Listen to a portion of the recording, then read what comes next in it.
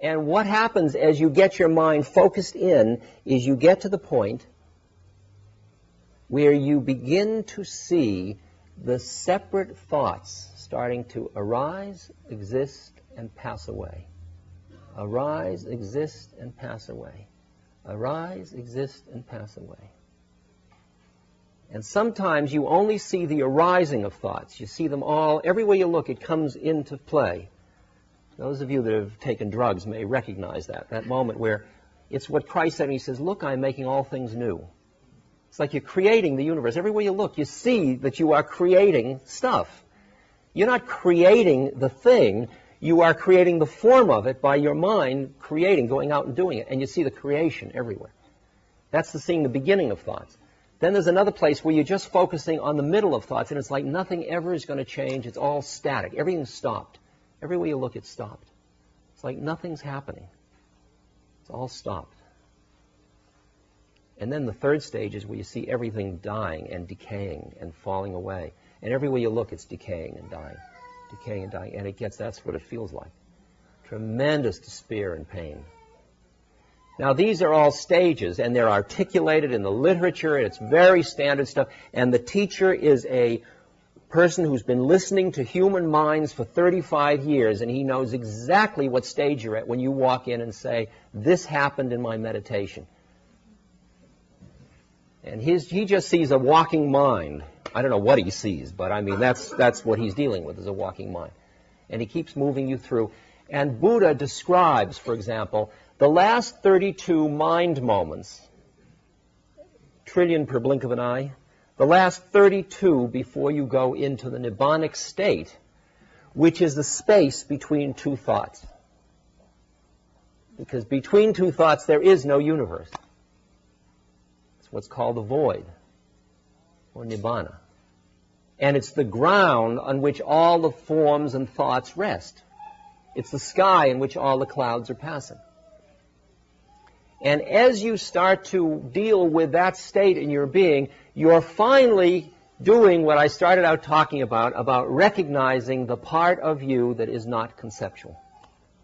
The part of you that is not informed. And look at what a circuitous route.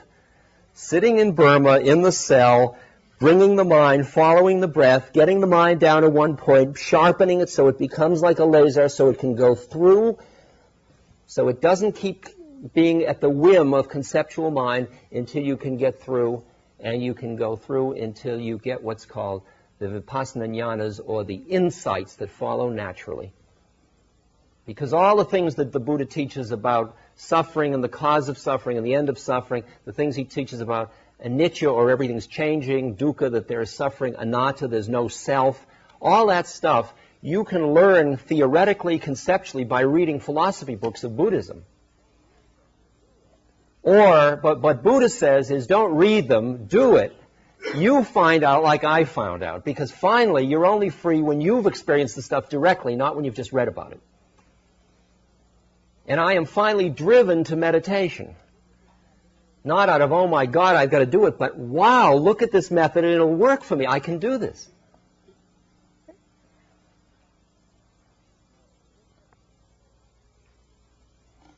Now, the interesting thing, I should stop. I just want to say one more little thing here. That my primary method, as those of you that have read Miracle of Love know, my primary method is my relation to my guru. It's my love of my guru.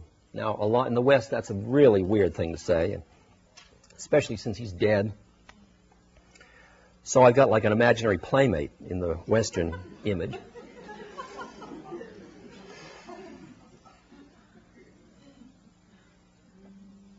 It's like having a friend that is incredibly funny, incredibly wise, incredibly hip, a cosmic player, a rascal, who you hang out with all the time. And he's right here now. He's not here in an astral form sitting on the flowers. I just feel that quality of being in this moment. Now, I used to have him as an old man in a blanket. And after he died, I had the memory of him as an old man in a blanket. And I'd remember he said this, and then he said that, and then he pulled my beard, and then he did this. And I wrote a book about all the things he did and said when he was an old man in a blanket. But now he isn't an old man in a blanket anymore. He's that too. But he's just this presence. He's this quality of being. And what I found 12 years ago when I used to meditate is that after I huffed and puffed and followed my breath for 10 days or 20 days or 30 days, I'd end up feeling like I was distant from my guru and that my heart was scrunched and dry, and I'd want a bhakti hit. I want to sing Shri Ram Jai Ram Jai Jai Ram, Shri Ram Jai Ram Jai Jai Ram, Shri Ram Jai Ram Jai Jai Ram, Shri Ram Jai Ram Jai Jai Ram. And I just want to go back into the space of my love, of my heart, and the sweetness, and the singing to God, and the play, and thinking of the little delights when I'd reach for his foot and he'd pull it back under the blanket, and all the little diddly things about relationship. And I'd say, oh, phew, boy, was I dry. And now, 12, 15 years later, when I meditate, the quieter I get, the deeper my mind goes, the closer I am to him. Now we meet in the place. Now I'm meeting Shiva. Those of you that understand the Hindu tradition understand what I'm talking about. You meet the formless that's in form. You meet that part of yourself that has nothing to do with who you think you are, what you're sensing, thinking, remembering. It has nothing to do with growing old. It has nothing to do with being born or dying. There's no going, there's no coming. When Hakuin, the Zen poet, says, your going and coming is nowhere but where you are. I mean, I get on a plane in Hawaii, Honolulu, and I end up in San Francisco. And then I'll get on a plane in a couple of days and I'll go to Boston. And then I go on a plane and I go to Nepal. And I go, where am I going? Plane is flying and flying and flying. It's doing its thing. And I'm right here. And I'm here, and now I'm here, and now I'm here, and now I'm here. If I'm busy defining myself as somebody that's coming and going, it's exhausting. But there is nowhere to go.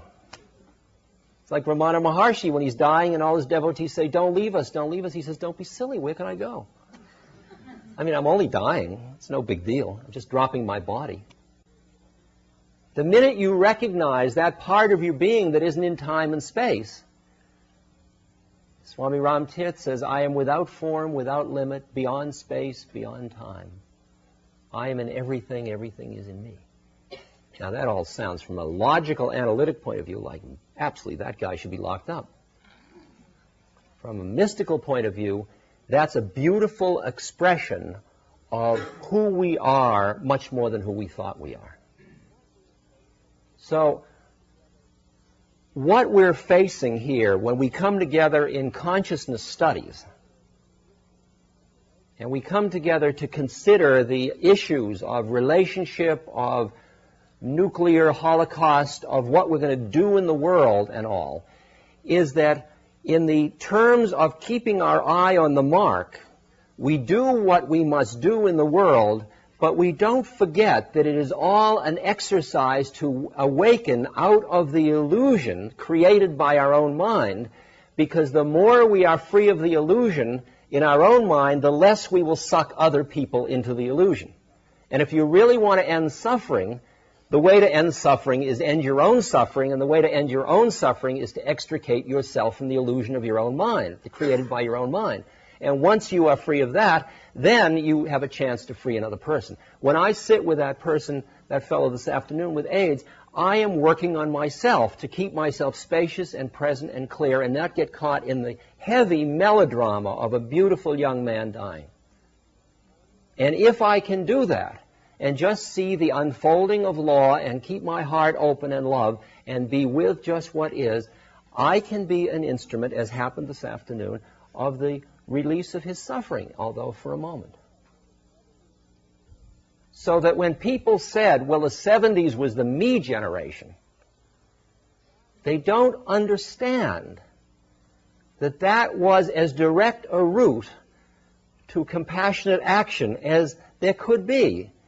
Because much of the action that was done, and this is my dialogue with Dan Ellsberg, that much of my dialogue, much of the issue about social action is very often, I mean, I don't know whether I said it in that because I wasn't watching all of it. I don't quite remember what was edited into the film. But what I said, what I know is that the way in which we dealt with the Vietnam War put Reagan in the White House. Now, Reagan's a good president in certain ways and a horrible president in others, and we don't have to do a political thing, but what I'm saying is there is a pendulum swing that when you do things in a certain attached way, you create you give juice to the whole polarity all the time. And what we have developed is, in this me generation and all these years, is a certain sophistication, I hope, that consciousness studies, the work on oneself, to become an instrument for the relief of suffering, so you've got to do it on all levels at once. I'm now chairman of the board of the Seva Foundation. Yesterday I was at the board meeting. I just finished the week-long board meeting. We just gave away, I don't know, $600,000 for blindness in Nepal and blindness in India and reforestation in Africa and Costa Rica and trades, crafts for the Guatemalan refugees and health clinics for the American Indians, and it's incredible. I mean, it's just for me to realize that I just went to Nepal as the chairman of the board of the Seva Foundation on a fact-finding mission and to inspire the whole thing and to see what's going on and to meet with the government officials about getting policies, in fact, in place that would do more cataract operations per year.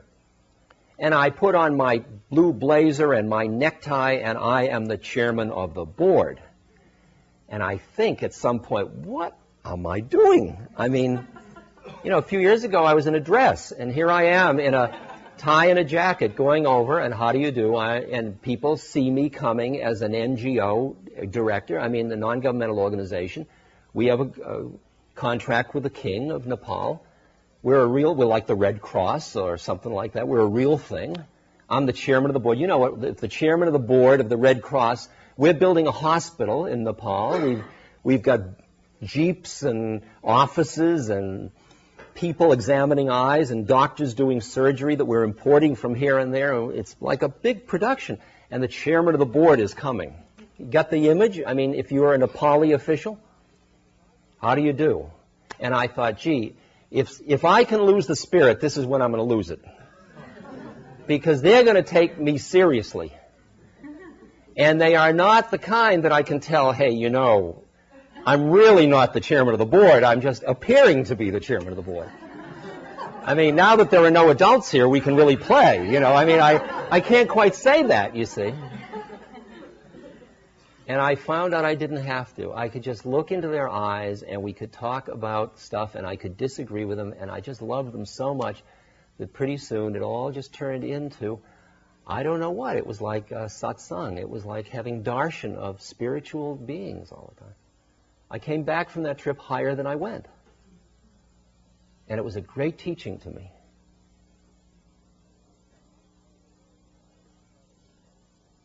What I'm trying to learn now, and I'm studying, and I hope to write about it and talk about it and just keep analyzing how to do it, is to enunciate karma yoga much more effectively in our society. That is the yoga of doing what you do and doing it in a way of becoming free. Because when I left Rangoon last summer, I was in a very delicate state of mind. The telegram came, my stepmother had cancer, I had to come home. I came home and I decided to throw myself into service because my guru had said, when I said, how do I get enlightened? He said, feed people. How do I know God? Serve people. I decided, all right, I'm just going to throw myself in totally to feeding and serving people. Everybody that calls upon me, I'm going to say yes. Till I physically don't have any more space. 7 days a week, all the time. My father, AIDS patients, seva, fundraising, therapy cases, working with the aged, sure, yes, of course, oh, yes, you'd like me to write this? Of course, yes, of course. Till every minute of every day, from the minute I wake up till I go to bed, just more of it. Going to burn out? Why? What burns out? That's the interesting one. Do you have to burn out? Why can't you get juiced from it? You don't burn out from meditation. Why should you burn out from karma yoga? You only burn out when your mind has expectations and models. That's what burns out. If you don't have any model, what's to burn? Only models burn. Far out. So all year I thought, well, I'll see if it'll work. I'm not even going to meditate. I'm not going to contaminate it. I'm going to do it as a pure yoga. By the spring, I was like, I can make it through to the next meditation course. I think I'm losing it. What do you mean you want me to do something? Don't you know I'm busy? I was really losing it, you know. Oh, damn it, I got to go to that meeting. And I went back to sit with this teacher just last week or 2 weeks ago. And I was full of, I'm going to face a teacher for whom meditation is the thing in life. I'm one of his students, and I spent a whole year and I haven't meditated. I mean, you talk about guilt. You know, it's not guilt, it's just figuring how I can cover it, you know. See? But you're under a vow of truth, so you can't quite do it, see? So I got to go in, and I figure, oh, boy, I'm back at square one, and I sit down and meditate. Within one day, I am right back where I was at the edge when I left Burma the year before. And I think, gee, it's working. It's beginning to work. It'll work. It's much harder to stay high when you're in the marketplace. But when you really get to a certain point where you only want to be free, you use the marketplace to get free. Kabir says, Kabir or Rumi, Kabir says, I go into the marketplace, but I'm not a purchaser. I don't want to buy anything.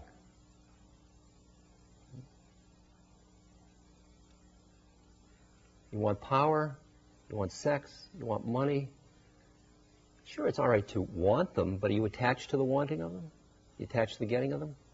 Therein lies burnout. You do, what happens, happens, no burnout. But that is another topic for another time. Thank you, that's good. I mean, I think I covered a lot of territory thus far.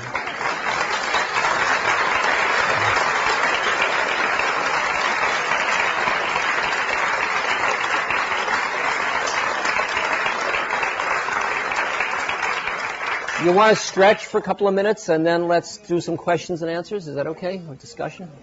Is that all right, Joseph?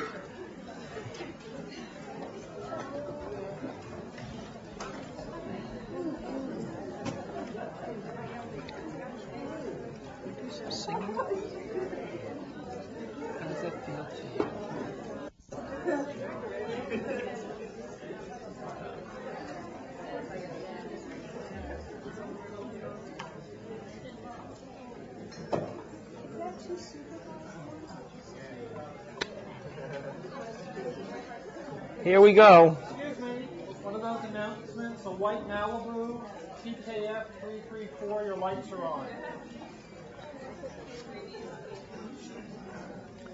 I saw that person come. I'm not sure they're part of this group. I tried to find that person before, and then I decided they weren't part of this group, but I may be wrong.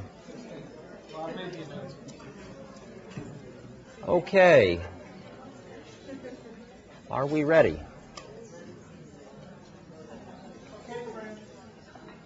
Here we go. We don't seem to have a Joseph.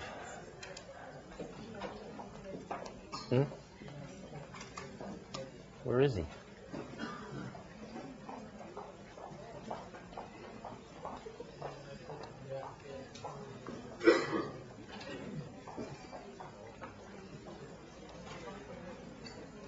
Oh, can I make an announcement about the microphone? Don over here is holding the microphone. As people want to ask questions, Don's going to come towards you with that microphone, so kind of cooperate with it. Can you sit up this side of the house with that? John? Wouldn't you do better at being in the middle somewhere? Maybe, yeah. John, where should Don be with that? Okay. Can people on this side of the house be picked up by him? I'll repeat the questions too. That'll help. Thank you. And should people stand to ask their questions? Yeah, so if everybody would stand to ask questions, that would be really helpful. Okay. This is the part of the evening that is called the Answer Man, which we make believe you have questions and we make believe I have answers, knowing full well that we all know the answers and we all know the questions, and we've been asking them in the cave for thousands of years until we're done. Questions? Yes?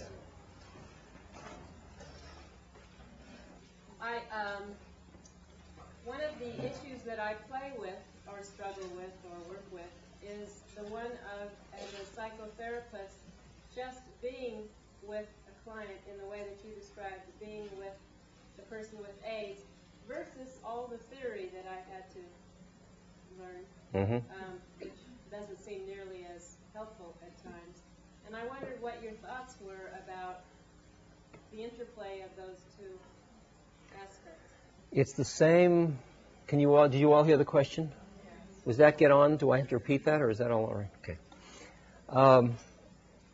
It's the same question of what is the relation between the intellect and the intuitive listening heart-mind, the thing called the heart-mind, heart-mind, is that all the theoretical structure you learn and you feed in, and you feed it in as deeply as you can, and then when you are in the situation you empty and listen, and to the extent that that stuff is real and valid in the situation, it will, if you trust it, it will arise and guide the way you respond. You won't forget it all. You don't have to keep it in mind. The problem with having a theory is that oftentimes it comes between you and the person. Like somebody walks in and you say schizophrenic. You don't see another being like yourself. You immediately categorize and label in order to be efficient, you think. But in that efficiency, you lose the connection between you and the being, and that quality of heart merging that happens from emptiness that's where compassion is that heals. So that you learn the stuff and learn it and then trust that it's in there and walk in empty, and then it will arise as it's appropriate. I mean, I was a psychotherapist and learned all that stuff, and I haven't studied it for 25 years, and it's of course changed in some ways and not in others, but I notice that when I sit down with somebody and I listen, what comes out is some kind of amalgam of old psychotherapy and spiritual perspectives, and it all keeps coming out in new forms and new ways, because what is in there is really in there. And I trust it now. I don't have to rehearse it and think about what psychosexual stage of development this person is in, or, you know, what kind of ego weaknesses and strengths. I don't have to rehearse it because it's there, and it will arise. So it all has to do with how ripe you are to learn something and how intuitively valid it ultimately is. It's a very delicate balancing, you know. Questions? Yes. I have a problem between this concept of letting go and also being exactly where I am, especially when I'm in a space that I don't like. I'd like you to say something about that, please. Say a little more what you mean by letting go. Well, when choosing to let go of an attachment, for instance, or just being exactly where I am with the attachment. Okay, there. Now I'm hearing it. All right. Attachment, letting go of the attachment, or... See, the first stage is honoring what you are. I'm a human, there are attachments, and it hurts. Okay? That's the first thing. Opening to what is, not what you wish were. You wish you weren't attached, but you are. Right? That's the first stage of it. You can't, it's a funny thing, you can't give up attachments like that, because as you try to push something away, it sticks to you. You're busy giving up attachment. Like, I'm not going to be attached, which is an attachment. But what happens is you do it obliquely. You honor what is, and then you kind of deepen the understanding of yourself as something else through your study, through your meditations, through your spiritual practices, and then slowly the attachments fall away like the skin of a snake. It falls away. And what you do is you turn and face the attachment and examine it. And you look for that little thread of awareness in you that isn't attached. It's always there. There's always a little thread that's just noticing the attachment, saying, boy, look how attached I am. That part of it isn't attached. That's just noticing. All the rest of you, 99% is attached. Don't leave me, don't leave me. And 1% is saying, Boy, look at that attachment. And you cultivate that little thread. If you try to deny the attachment, that's a defense mechanism. That doesn't work. So don't confuse non-attachment with dissociation or that kind of defense of detachment that's pushing away something. You honor that this is part. I mean, I honor that I have desires. The question is, do I identify fully with those desires or not? It doesn't mean I don't have the desires. When somebody they love dies, they experience grief. That's a human condition. At the same moment, you can cultivate the equanimity of mind that allows you to have perspective about the grief. It doesn't mean the grief isn't there.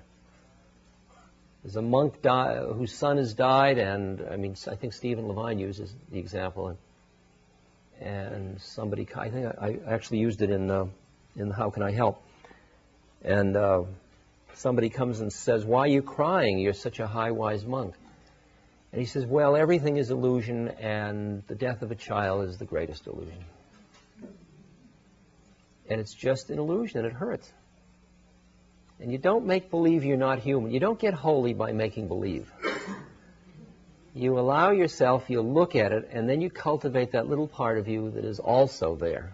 Besides the attachment, there's another part of you that hears me perfectly clearly." Yes?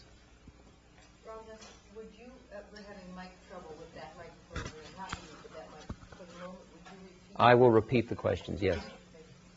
I have really two questions. One is, can an undisciplined person get into the stage? And it seems to me you're required to just be consistent in moving along in a certain direction, so that if you approach this on a 5-minute stage and meditate once every 6 weeks or go about it as most of us do a lot of hobbies, we're not going to make it. Would you agree with that?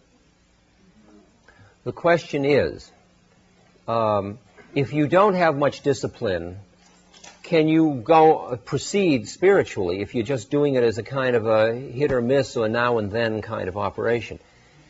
There isn't any route through to freedom. You might hear what I'm saying and be so ripe that in a moment you're way ahead of me. There isn't a rule. You don't have to go through 9 steps and everybody has to go through the 9 steps. That's nonsense. I mean, there are stories of saints like Ramana Maharshi. He was a 17-year-old kid. He wasn't even a spiritual kid. And suddenly he just had this experience that he felt he was dying, and he said, "Okay, I'll die," and he just went into another state and he was free. I mean, so that it has to do with your karma. It's not necessarily how much gung-ho meditation you do. I'm merely describing a method. It is not the method. It is a method, although the people who teach it think it's the method. People always do, but it's just a method. Second question. Gurus, are they dying out as such, these older gurus and teachers, or are there more and more of these people of that type of quality that you do? Yeah, are the gurus dying out? Are they here? I hear the question. Oh, it's a very valid question.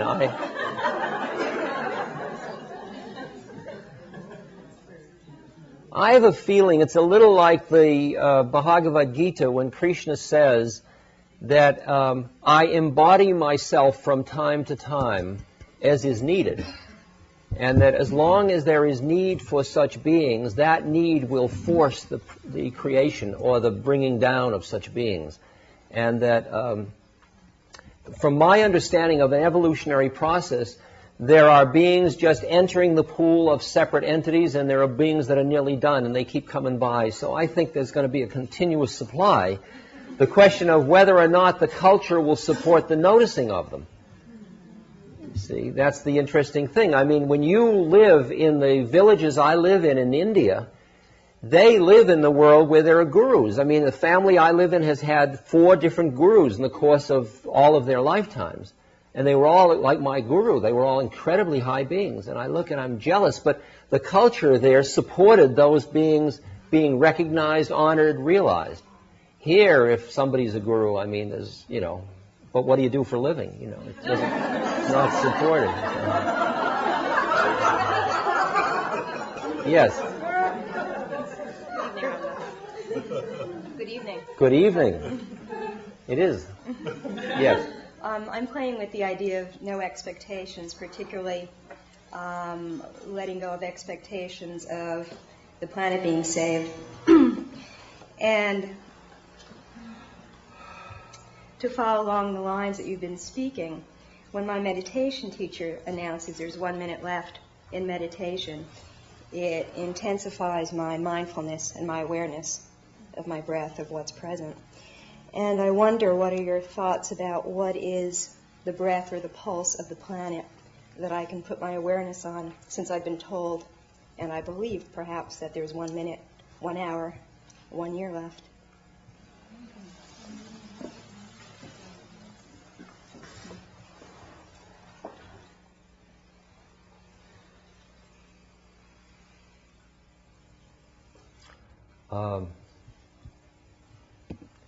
I think that right effort, does that question come through all right? Yes? Yes. Okay. I think that right effort is very important, and that thought is very powerful, and that it is certainly possible to affect the universe through thought. And Christ said, had ye faith, ye could move mountains. And I think that's true. You can do it with your thought. I mean, I'm talking about literally. I'm not talking figuratively. The question is, how do you cultivate the kind of power of thought that actually changes something? And from my understanding, that thought is cultivated, as I was telling Dan in the videotape, by being so at peace with what is, that you are thinking about the peace of the planet and the release of paranoia and fear in the culture. But you are doing it from such a quiet, present place that there is not flickeriness in your mind that's created by your own fear about it ending, or your own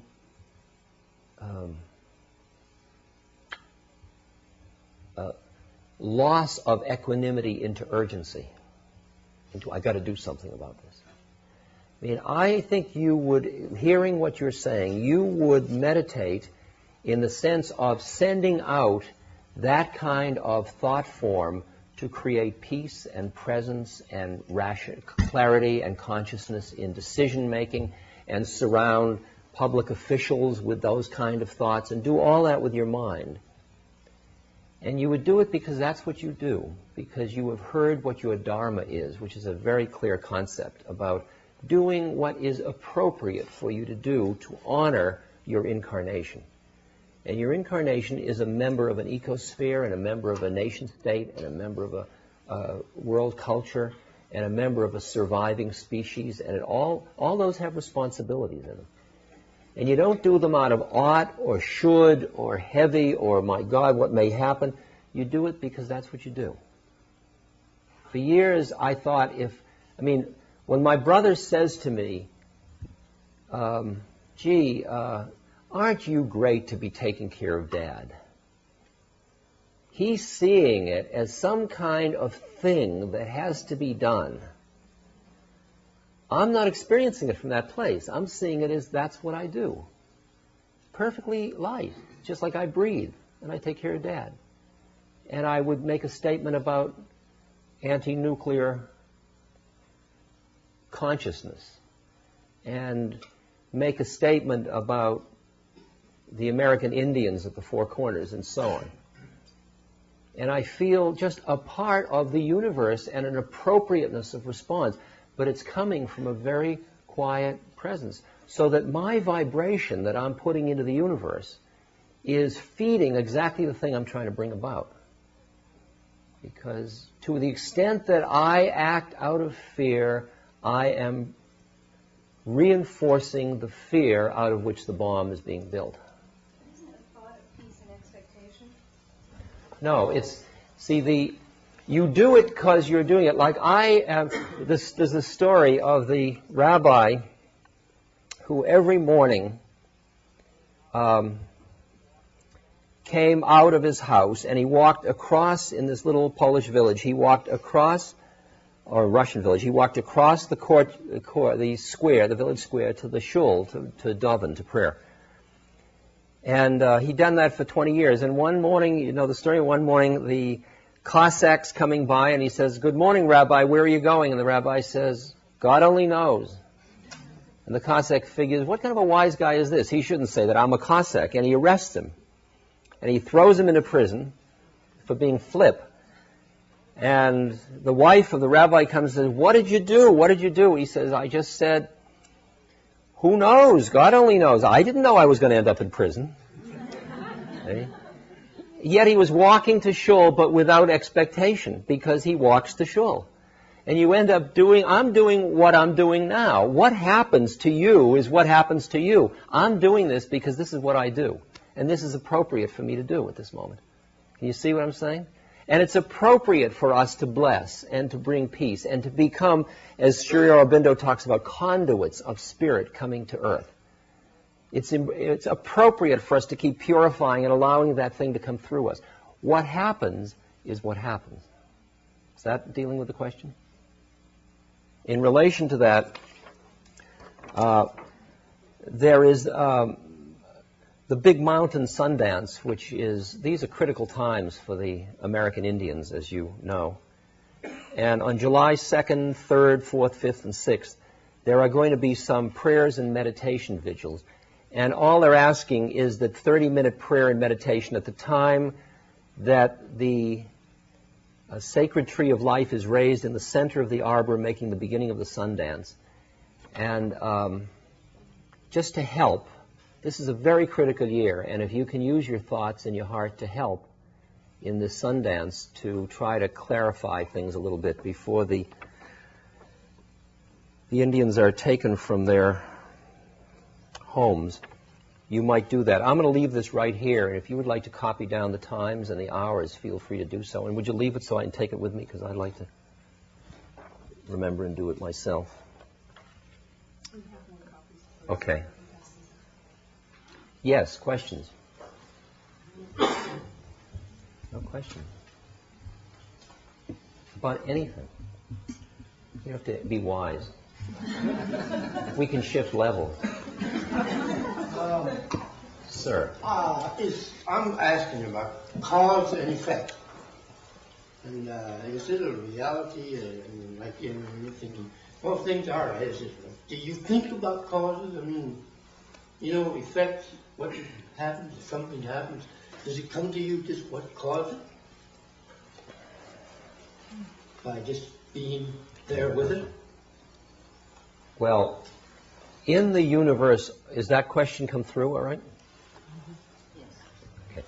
In the universe of forms, everything is related to everything else in a cause and effect way, yes.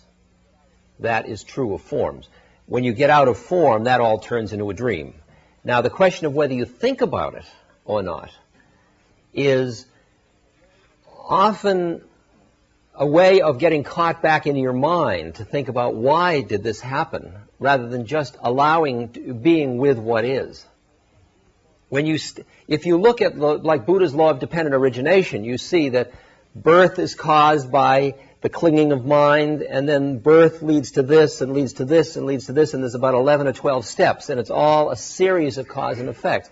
The secret of cause and effect in our human creating karma is that if I do an act, if I am attached to what I'm doing at this moment, attached to what's going to happen with it, attached to the fruits of it, I create a condition that I'm going to get caught in later. If I have no attachment to that, as I extricate myself from being identified with what I'm doing, it's just doing, then there is no karma for me in this act. This act is just it's old karma running off without my creating new karma. There's a very fine distinction of whether, if you're identifying with your action, you create more karma. If I think I'm doing something, I create karma. And then it is a cause for a subsequent effect. So in a sense, yes, it is all cause and effect from a certain place of looking. If you stand outside of time, it's all simultaneous. And it only seems sequential from where you're standing. You hear that one, too? You eliminate the form. Yeah, exactly. So cause and effect is still a relative term. And as is getting interesting in science, as they see the reverse way in which effect becomes cause for the cause which becomes effect. I mean, it starts to go backwards in time. That's what now the leading edge of science plays with. That'll really boggle the mind. Questions? There are many of us here, I know, that are involved in the Course of Miracles, Garantha. There are various things that are going on that are absolutely elevating. And sometimes I wonder if this is something that one should continue on in, perhaps repeating and constantly reaffirming these things, or whether it is better just to read, to get what you can, and then let go of it and know that it will be of benefit as you live, rather than studying and studying and studying. I hear. That question come through all right? I better get feedback each time. Yes? Oh, all right. Thank you. It depends on whether or not that particular form of yoga is your method, your primary method. If it is your method, like I, for example, I was working with the Bhagavad Gita, which is 18 chapters. I studied it for 5 years, every day. Every day I would read one chapter. When I got to the 18th, I'd start again. Every morning I read a chapter for 5 years. Right? And I began to feel I was beginning to understand the beginning of it, all right? I mean, it just keeps opening up and opening up and opening up. And so if it is a method for you, you can keep doing it and coming back at deeper levels and deeper levels and deeper levels until you become it. Then you're done with it, all right? On the other hand, if it is not your method, you can pick it up. Whatever you're ripe to hear, you are, and then you can put it away. Maybe come at it some other time. See, then it's not your primary method. But if it's your primary method, just keep staying with it and staying with it and keep staying with it and staying with it. Is that dealing with the question? That's fine. How do you know?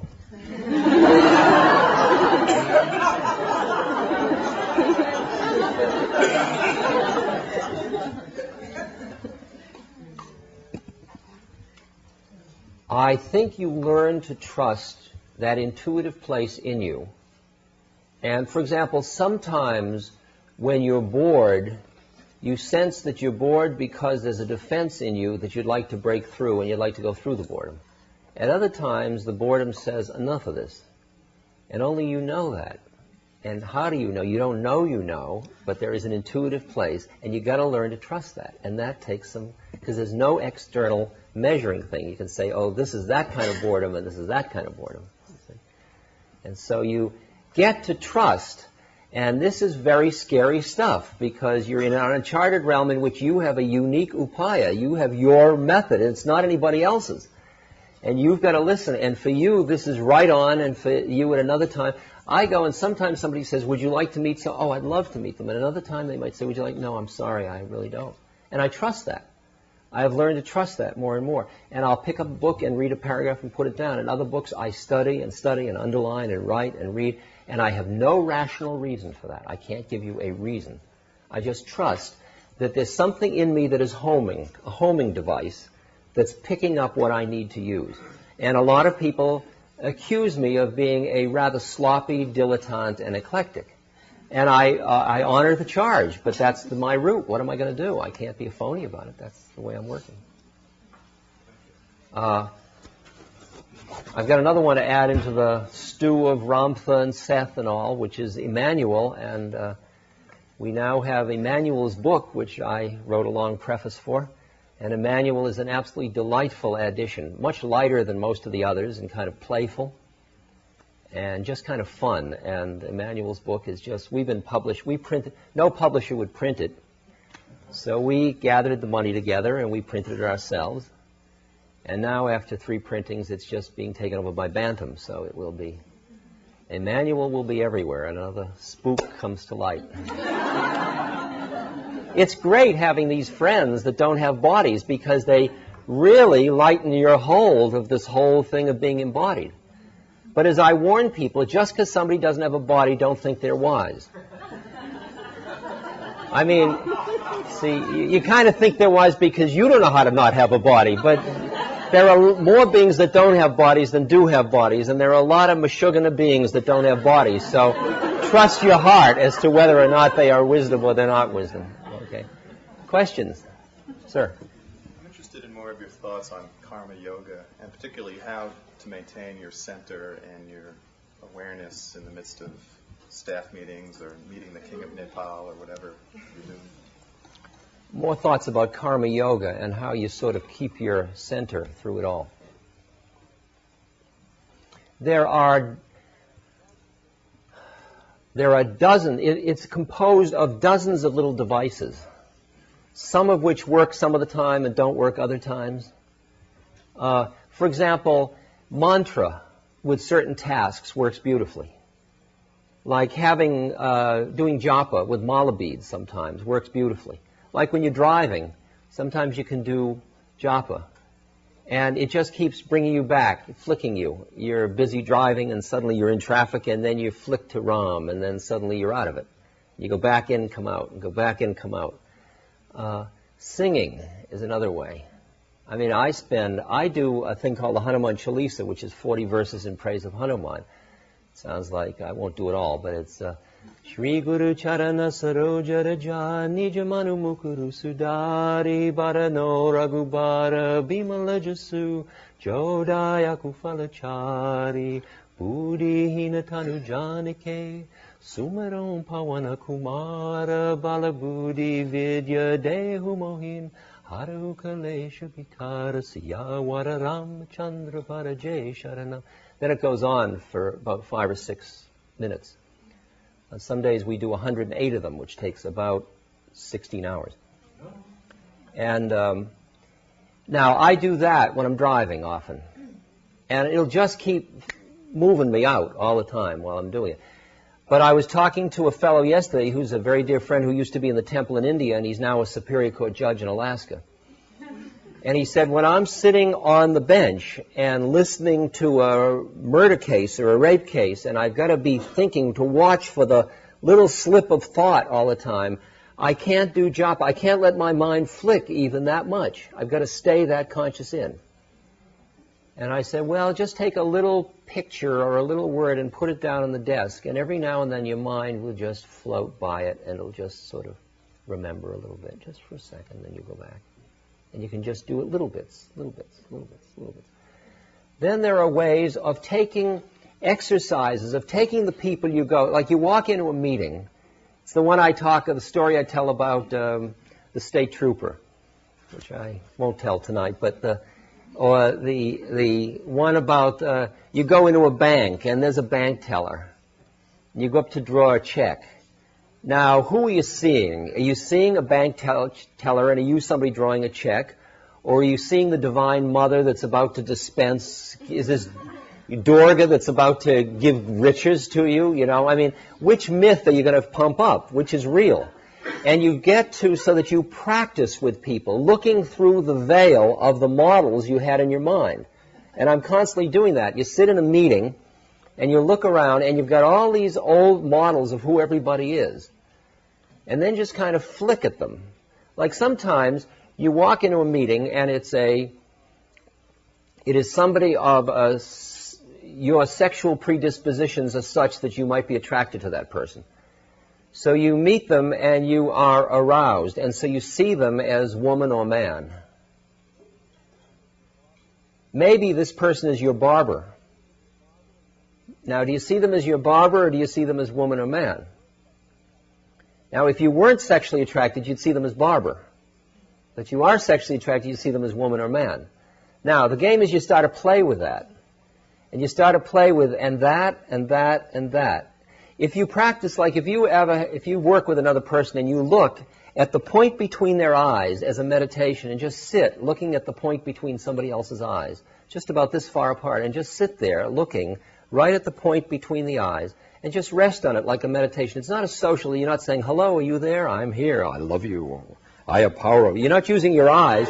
You're just focusing and meditating. You'll see the face keep changing. It'll start to change after a while. It becomes very liquid, the whole process. And you start to see an ancient being, a new being, lust incarnate, greed, fear, loneliness. You see sadness. You see shadows. You see youth. You see hope. You see innocence. You see almost everybody in the universe all the time. And you start to practice loosening the hold of the models of your mind.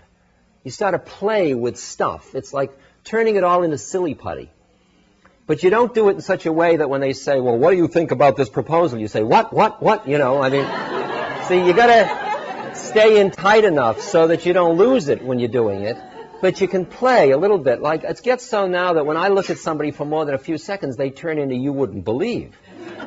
But I don't any longer go, or, you know, like that. I mean, I just can look at them, oh, yes, hello, how do you do? You know, and it's like shaking hands with a crocodile, you know, and okay, fine, great.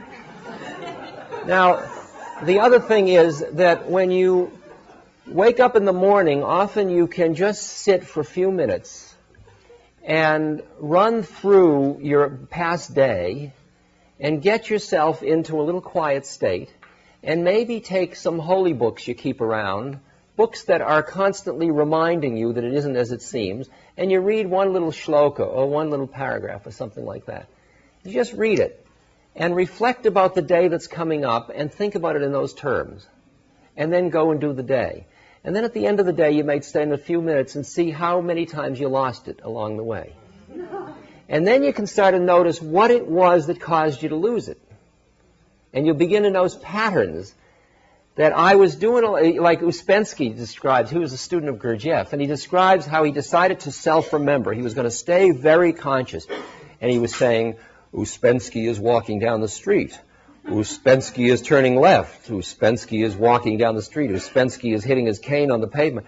And suddenly he saw his tobacconist shop, and he remembered he needed cigarettes.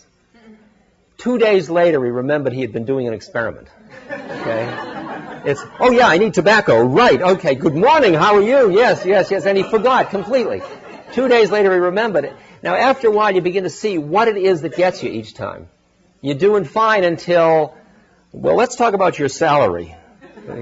And suddenly you go unconscious. Okay? Or lust, or whatever it is that takes you.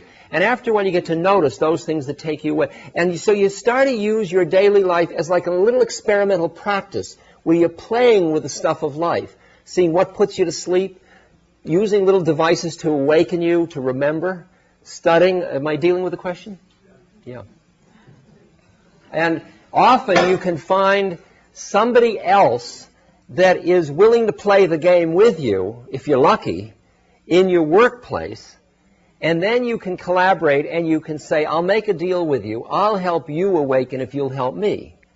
And you enter into a contract to remind each other. Now, it's tricky because when you go to sleep, the usual thing is you don't want to be awakened. Somebody goes away and says, hey, like Stephen Levine and I have that contract, and sometimes I'll call up and Stephen will say, we're in the conversation, and he'll call me and we'll be talking. He'll say, how's your heart? Which means, you're losing it, baby. And I'll say, my heart's fine. What do you mean, how's my heart? Like, you stupid ass, my heart's fine. What are you talking about? Well, how's your heart? You know, but I've gotten so that I trust him so much now that when he says, how's your heart, I just kind of, well, wow. I mean, my first thing is, oh, God, he's got me, you know, what's wrong with my heart? And then the next thing is, let me listen. Oh, boy, yeah, I got so busy with efficiency, and I got to tell you about, you know, stuff. And then I cool down. And you get so that you trust people to help you. But it doesn't mean that they know. They may be stuck and trying to help you out when they can't. And that's why 3 is better than 2. See? I mean, there are things that will help you awaken. A holy book sometimes helps you, or as we found out in Christian fundamentalism, a holy book can put you to sleep, too. And a spiritual teacher can help you awaken, but often the way you relate to them can be asleep in a kind of hysterical devotional quality. And friends, I mean, all these things can help you or they can be traps. Every method is a trap, and every method can help you. And you've got to keep very alert to how you're using methods all the time. Not heavy, just alert. Play with them. Questions? BJ. This is all getting so joyful. I hate to bring it back to the world situation. Bring it back. In your dialogue with Daniel Ellsberg, you touched on the idea that perhaps our leaders are acting out, you know, the hatred and the negativity Of all of us. of all of us. And I'd like you to talk some more about that and about what's really going on now. Isn't polarization really happening now more than ever? I was at a meeting with Joanna Macy recently, and when she gives workshops, they do house calls. And these people were talking about how much hatred for Russia and fear of Russian people they discovered. And I saw a newspaper today inside a box where you put a quarter, and I didn't buy it, but I just peeked at what it said, and it said the American Science Foundation had done a survey, and they said 50% of the people in this country had no concept of science at all.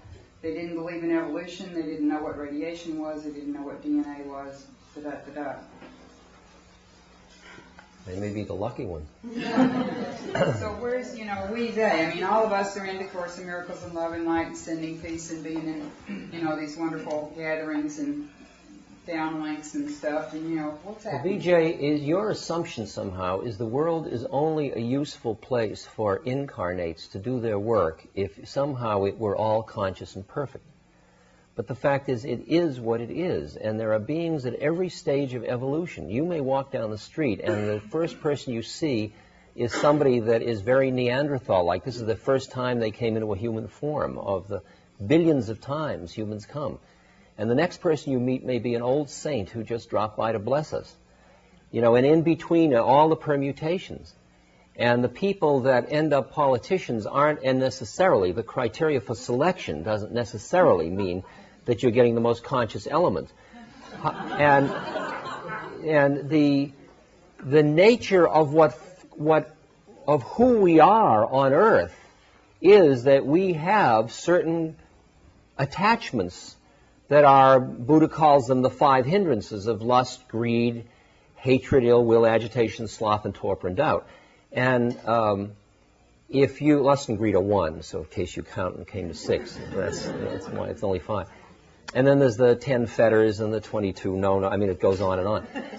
But there are these things that are the qualities of attachments of mind that is what leads to incarnation. And when you understand who we are that incarnated, I'm not surprised at all that we are just the way we are. And I don't think that it's I will do my best to create heaven on earth. But I'm not upset because earth isn't heaven, because earth is earth and heaven is heaven. And earth, as you become more conscious, you become more an instrument of moving earth towards heaven. And that's part of the perfection of it, is that process going on. At the same moment, there is also the expression of lack of consciousness in all kinds of things. And that's who we are too.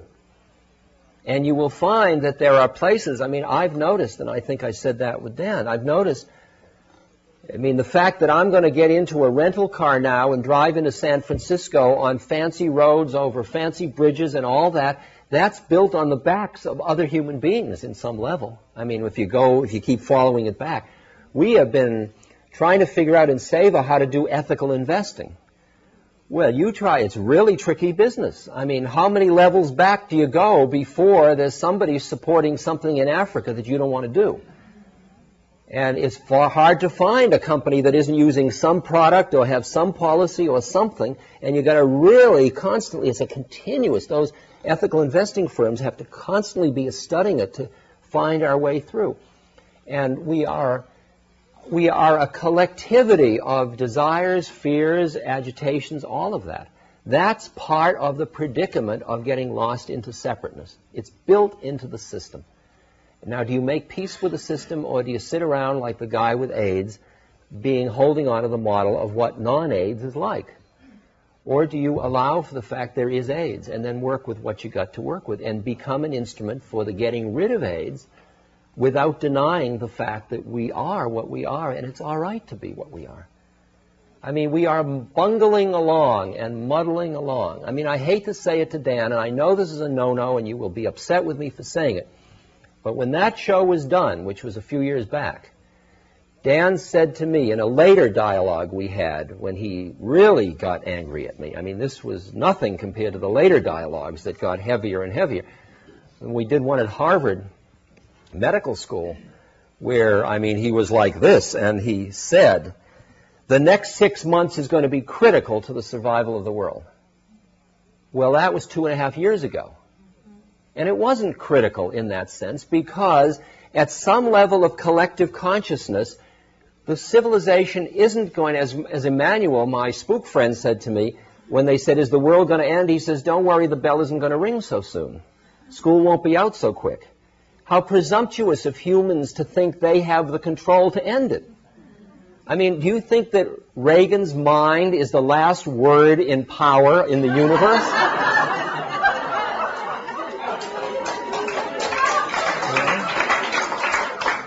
I mean, you know, you remember that story, I've told it many times, but when I did Be Here Now, this is a weird story, but when I did Be Here Now, this book Be Here Now that many of you have seen, I think, my guru called me up and he said he showed me a number of things in the book which turned out not to be true, which I had thought were true.